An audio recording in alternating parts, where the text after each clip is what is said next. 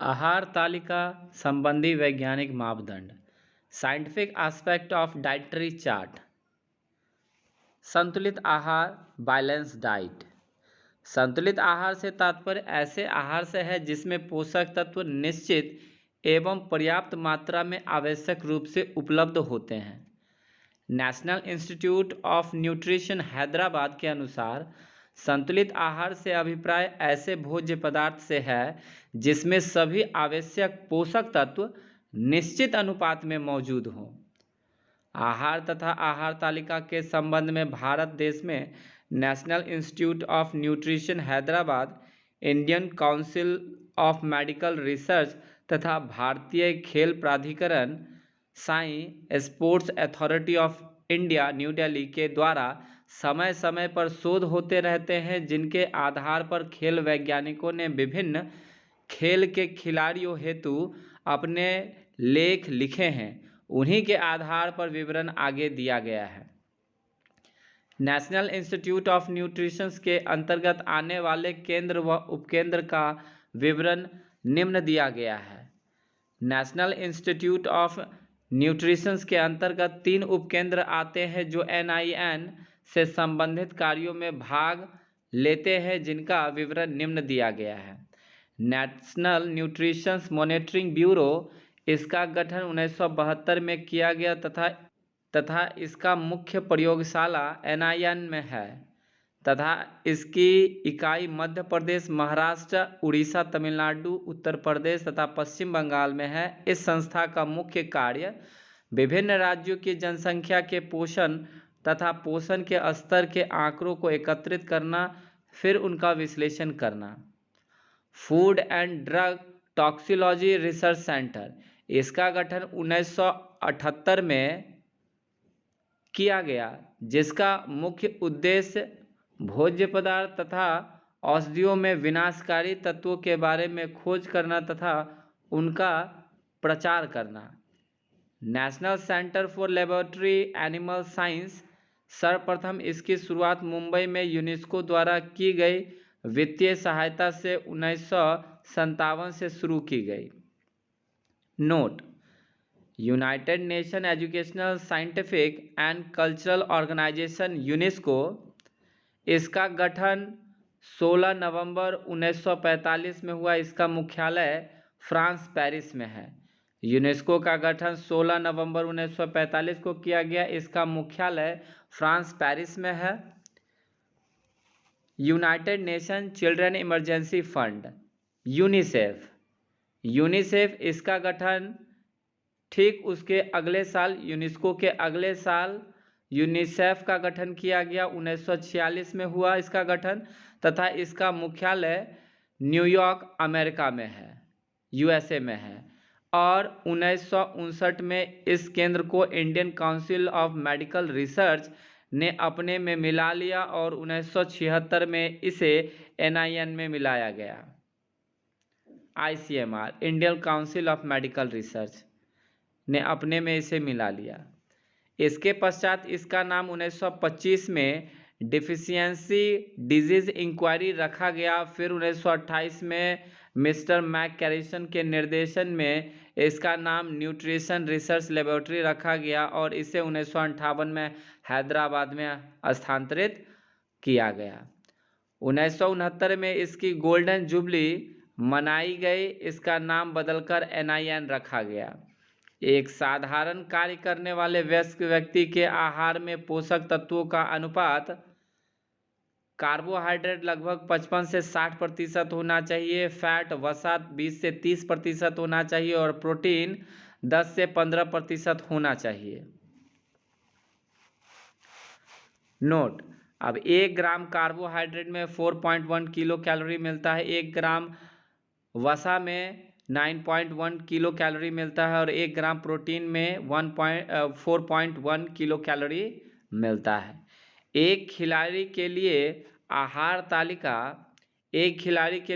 तालिका बनाते समय निम्नलिखित बिंदुओं पर विशेष ध्यान दिया जाता है: खेल की प्रकृति, खिलाड़ी की उम्र, खिलाड़ी का वजन, भार, खिलाड़ी का लिंग, खिलाड़ी की स्वस्थता का स्तर, खिलाड़ी किसी बीमारी से ठीक होकर तो खेल प्रशिक्षण या खेल प्रतियोगिता में तो नहीं आया है।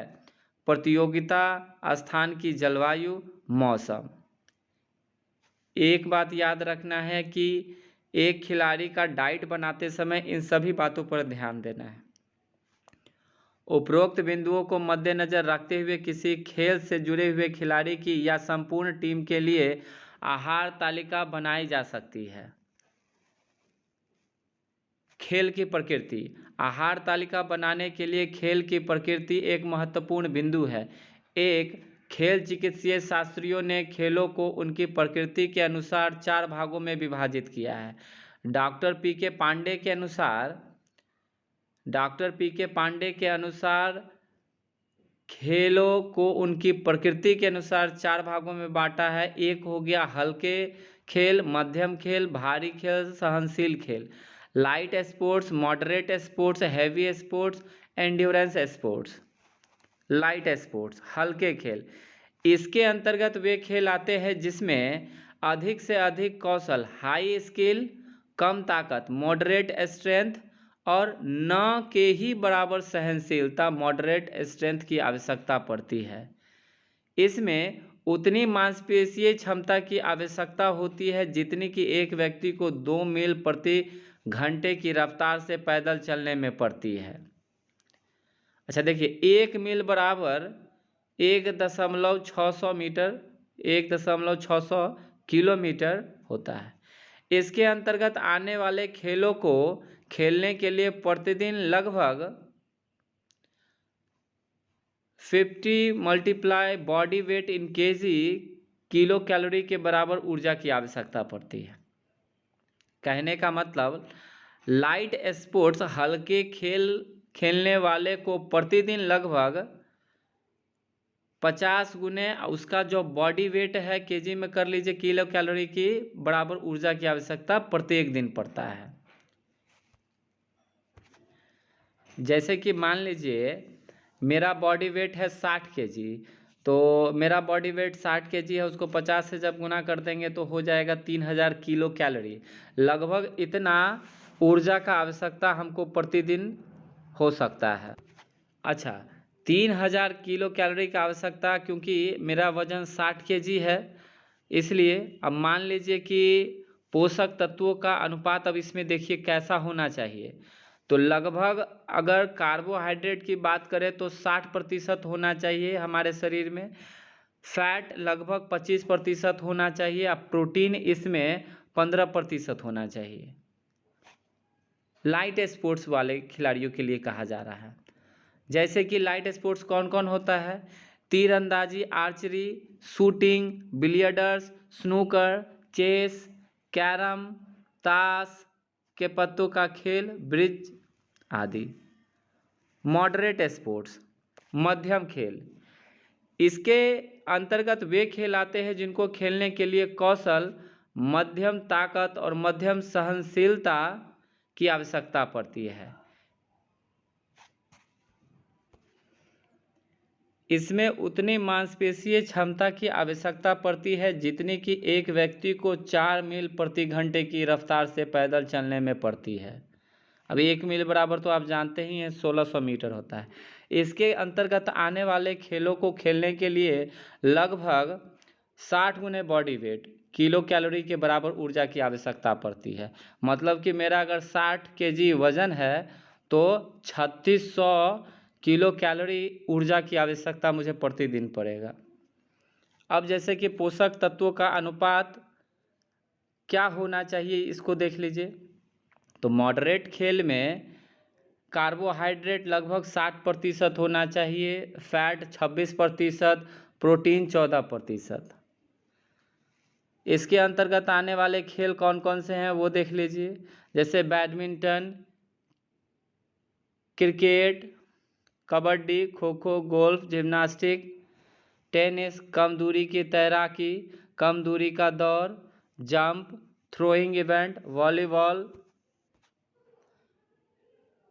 हैवी स्पोर्ट्स, भारी खेल। इसके अंतर्गत वे खेल आते हैं जिसमें कौशल, अधिकतम ताकत व अधिकतम सहनशीलता की आवश्यकता पड़ती है। इसमें उतनी मांसपेशीय क्षमता की आवश्यकता पड़ती है जितनी कि एक व्यक्ति को 6 मील प्रति घंटे की रफ्तार से पैदल चलने में लगती है। इसके अंतर्गत आने वाले खेलों को खेलने के लिए लगभग 70 गुने आपका बॉडी वेट किलो कैलोरी के बराबर ऊर्जा की आवश्यकता पड़ेगा। जैसे कि मान लीजिए मेरा 60 केजी है तो 70 से मल्टीप्लाई कर देंगे तो 4200 किलो कैलोरी की आवश्यकता प्रतिदिन पड़ेगा। अब इसमें पोषक तत्वों का अनुपात क्या होना चाहिए, तो कार्बोहाइड्रेट लगभग 60% होना चाहिए, वसा 27%, प्रोटीन 13% होना चाहिए। अब इसके अंतर्गत निम्नलिखित खेल आते हैं, उनको समझिए। जैसे boxing, wrestling, hockey, handball, cycling, squash, football, water polo, pace bowler, weight lifting, मध्यम दूरी के जो दौड़ हो गए 800, 1500, मध्यम दूरी की तैराकी जैसे 800 मीटर, मिडिल डिस्टेंस रेस जैसे हो गया 800 मीटर, डिकैथलॉन, हेप्टाथलॉन, पेंटाथलॉन, ऐसे इवेंट जैसे जो हैवी इवेंट हो गए, हैवी स्पोर्ट्स हो गए, उसमें लगभग 70 गुने आपका जो बॉडी वेट है उतना, मतलब 4200, 60 किलो के हिसाब से 4200 किलो कैलोरी प्रत्येक दिन चाहिए। 4. इंड्योरेंस स्पोर्ट्स, सहनशील खेल। इसके अंतर्गत वे खेल आते हैं जिसको खेलने के लिए स्किल, मध्यम ताकत, मॉडरेट स्ट्रेंथ तथा अधिकतम सहनशीलता, मैक्सिमम एंड्योरेंस की आवश्यकता होती है। इसमें उतनी मांसपेशीय क्षमता की आवश्यकता पड़ती है जितने कि एक व्यक्ति को 8 मील प्रति घंटे के रफ्तार से पैदल चलने में लगती है, या 4 घंटे प्रतिदिन शारीरिक प्रशिक्षण में पड़ती है। इसके अंतर्गत आने वाले खेलों को खेलने के लिए लगभग 90 गुने बॉडी वेट आपका जितना है उतना किलो कैलोरी के बराबर आवश्यकता पड़ता है। अब यहाँ पर एक बात समझ लीजिए कि जब यहाँ 90 गुने बॉडी वेट आपका कह रहा है, तो जैसे मेरा 60 है तो आपको लगभग में 5400 किलो कैलोरी की आवश्यकता 60 केजी अगर है तो पड़ सकता है। आप इन चारों का एक याद रखिए कि चारों में लगभग जो लाइट वेट हो गया उसमें आपको आपके बॉडी वेट के अनुसार कैसे कैसे यहाँ पड़ेगा। यहाँ पर इसको याद करने का आसान सा तरीका हो गया कि यहाँ जितना भी लिखा हुआ है उसको चेंज कर लीजिएगा। 90 के जगह पर लाइट वेट में हो जाएगा आपको 50, मॉडरेट वेट में हो जाएगा 60, और हैवी वेट में 70, और इंड्योरेंस स्पोर्ट्स में 90 हो जाएगा। तो ऐसे करके इसको याद रखिए। अच्छा, एक चीज़ और यहाँ देखिए कि इसमें इंड्योरेंस स्पोर्ट्स खेल में पोषक तत्वों का अनुपात क्या होगा। कार्बोहाइड्रेट 70%, वसा 28%, प्रोटीन 12%। अगर लगभग आप मिलाकर देखिए तो सभी में कार्बोहाइड्रेट लगभग उतना ही है। वसा जैसे जैसे बढ़ रहा है वैसे वैसे 1 पॉइंट वसा बढ़ रहा है। जैसे कि हल्के खेल में 25% वसा था, मध्यम खेल में 26 था, हेवी खेल में 27 है, और सहनशीलता वाले खेल में 28% फैट है। उसी प्रकार से अगर आप देखिए प्रोटीन का रेशियो, तो प्रोटीन का रेशियो घटता हुआ जा रहा है। जैसे कि लाइट वेट के खेल में, लाइट स्पोर्ट्स में 15% प्रोटीन था, मॉडरेट स्पोर्ट्स में 14%, हेवी स्पोर्ट्स में 13%, और एंड्योरेंस में 12% प्रोटीन की आवश्यकता पड़ती है। देखिए यहाँ जनरली एक और बात समझ लेना है कि जैसे जैसे खेलों में सहनशीलता की आवश्यकता बढ़ेगी, प्रोटीन का थोड़ा सा रेशियो उसमें कम हो जाएगा। एक और समझ लीजिए, एंड्योरेंस स्पोर्ट्स कौन कौन से खेल होते हैं, जैसे cross country, moderate game, moderate strength जैसे कि लंबी दूरी का दौड़, लंबी दूरी की पैदल दौड़, लंबी दूरी की तैराकी। मॉडरेट स्ट्रेंथ में चैनल स्विमिंग आता है, नौका दौड़, रोइंग आता है, पर्वतारोहण आता है। डॉक्टर अजमेर सिंह के अनुसार ऊर्जा के संबंध में निम्न बिंदुओं को समझाया गया है। अब देखिए एक बात समझिए, डॉक्टर अजमेर सिंह के अनुसार ऊर्जा के संबंध में निम्न बिंदुओं को समझाया गया है, वो क्या है। तो यहाँ पर समझिए, प्रतिदिन आवश्यक ऊर्जा को निकालने का सूत्र, डेली एनर्जी रिक्वायरमेंट, कितना प्रत्येक दिन आपको एनर्जी का जरूरत पड़ता है, उसको इस प्रकार से समझिए कि daily energy requirement equal to ब प्लस 100। अब ब प्लस 100 क्या है यह समझिए। निजी ऊर्जा आवश्यकता इक्वल टू आवश्यक बुनियादी ऊर्जा प्लस फालतू ऊर्जा की आवश्यकता। ब है यहाँ पर आवश्यक बुनियादी ऊर्जा, बेसिक एनर्जी रिक्वायरमेंट। शरीर वजन के हर 1 किलोग्राम के लिए हर घंटे 1.3 किलो कैलोरी की आवश्यकता होती है।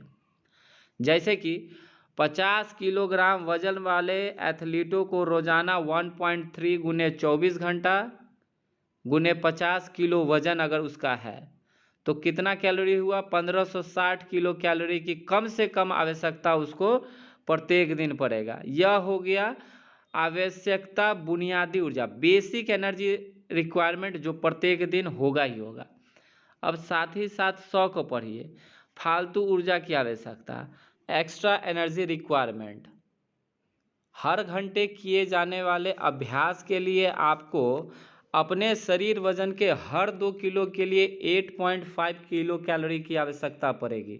जैसे कि 50 किलोग्राम वजन वाले एथलीटों को रोजाना 8.5 गुने 2 घंटा जो अभ्यास का है गुने 50 किलो वजन, जिस एथलीट का वजन है 50 किलो, उसको लगभग 850 किलो कैलोरी फालतू ऊर्जा, एक्स्ट्रा एनर्जी उसको अधिक लेना पड़ेगा। अब इसको ऐसे समझते हैं, यदि अब इसको ऐसे समझते हैं, इसी तरह यदि 50 किलो वजन वाले एथलीट दिन में 2 घंटा अभ्यास करता है तो उसकी रोजाना की खुराक में कम से कम 2410 किलो कैलोरी और शामिल की जानी चाहिए।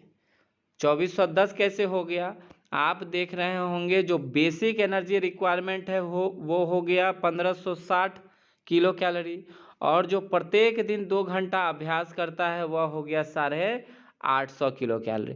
तो कुल मिलाकर 2410 किलो कैलोरी की आवश्यकता पड़ती है।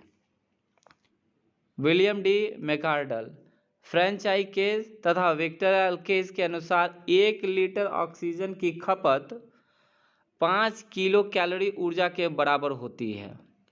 1 लीटर ऑक्सीजन की खपत 5 किलो कैलोरी ऊर्जा के बराबर होती है। इसके अनुसार एक महिला व पुरुष क्रमशः 200 तथा 250 मिलीलीटर ऑक्सीजन की खपत आराम की अवस्था में करते हैं। वहीं अभ्यास के दौरान यही मात्रा लगभग 500 मिलीमीटर हो जाती है।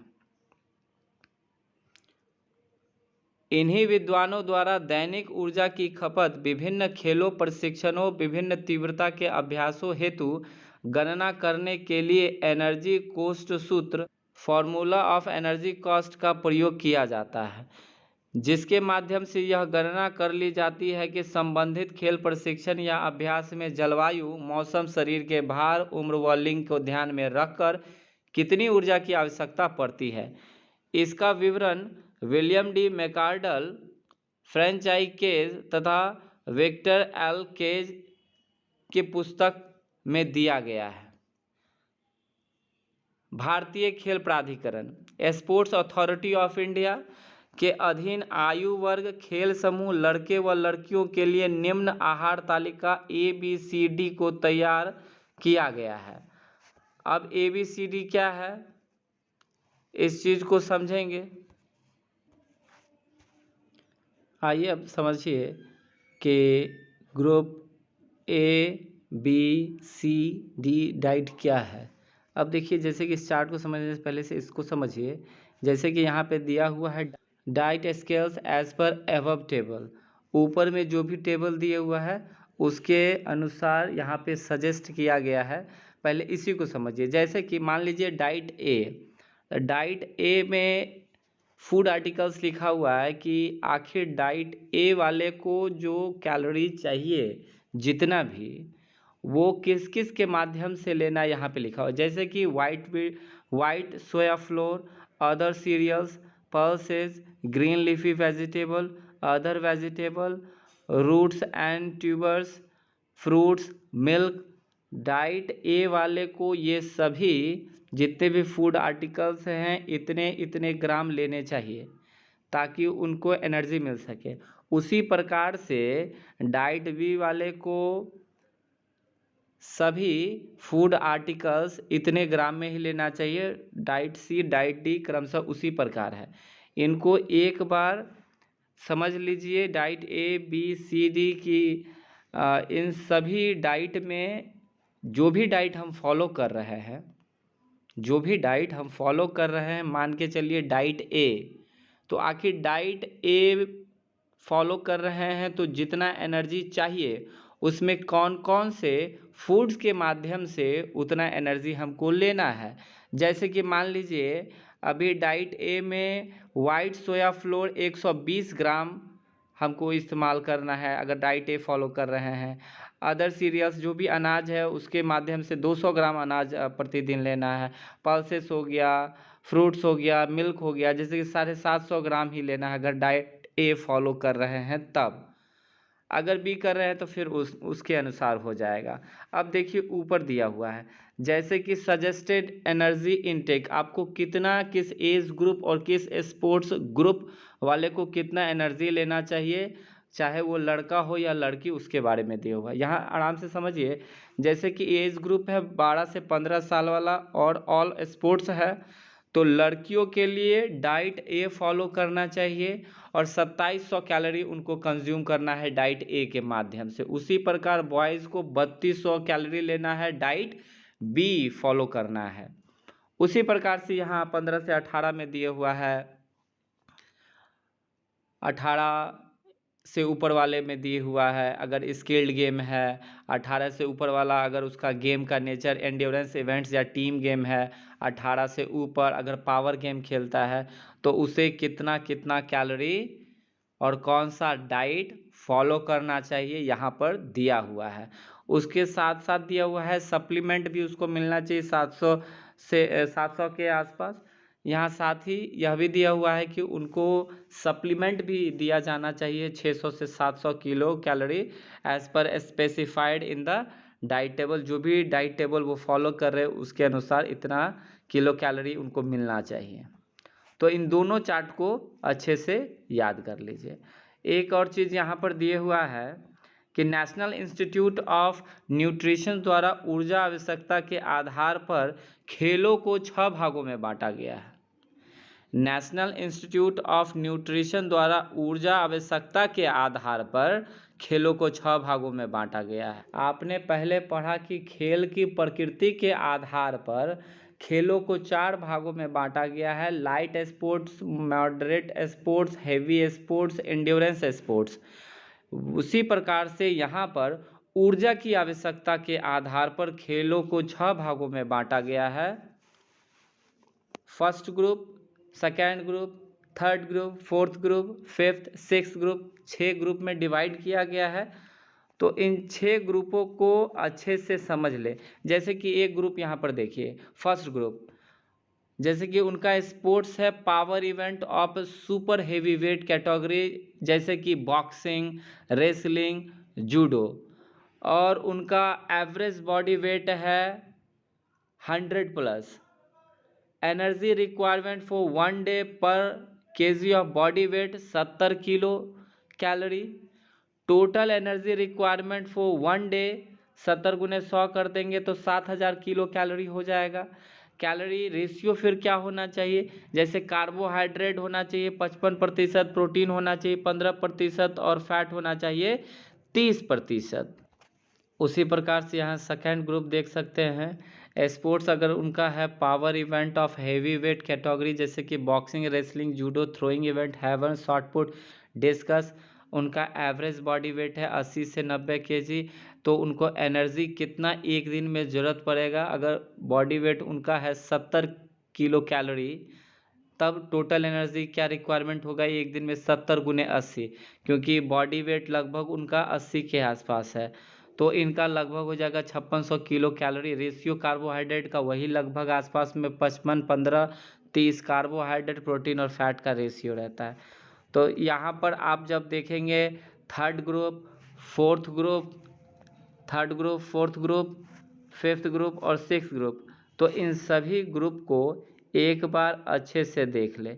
यहाँ पर आपको समझने वाला एक बात है, वो ये कि एक साधारण व्यक्ति को कार्य करने के लिए लगभग उसको कार्बोहाइड्रेट 55 से 60%, वसा 20 से 30%, प्रोटीन 10 से 15% ही उसको ज़रूरत पड़ता है अपने डेली रूटीन लाइफ में।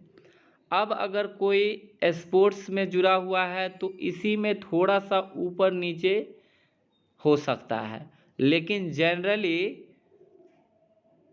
सभी का जनरली रेशियो जो है वह यही होगा जो कि मैंने अभी आपको बताया। जैसे कि अगर साधारण व्यक्ति का देखें तो कार्य करने वाले वयस्क व्यक्ति के आहार में लगभग एक कॉमन आदमी का लगभग इतना ही रेशियो होगा जो अभी आपको स्क्रीन पे देख रहे हैं, जो अभी आप स्क्रीन पर देख रहे हैं।